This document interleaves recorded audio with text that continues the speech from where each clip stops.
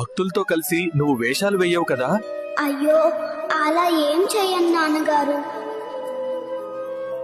ఇవి దారిలో తిను, ఆ ఎలుకకు మొత్తం పెట్టకు. సరే అమ్మా. అల్లుడు, నిన్ను ఇబ్బంది పెట్టిన వాళ్ళ లిస్ట్ రెడీ చెయ్యి, చెప్తా.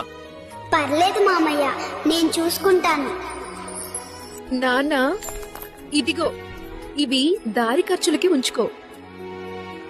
సరే అత్తయ్య. జాగ్రత్తగా ఉండు. నెక్స్ట్ మంత్ నేను వస్తున్నా అని చెప్పు వాళ్ళకి. అన్నయ్య, వచ్చేటప్పుడు నాకేమన్నా తీసుకురా. వాళ్ళ కోరికల లిస్టు తెస్తాలే, కలిసి తిరుద్దాం. ఏరా, బ్యాగ్ సర్దావా? సర్దేశా బాసు. వచ్చేస్తున్నా ఫ్రెండ్స్, ఇక 11 రోజులు గుమ్మేద్దాం.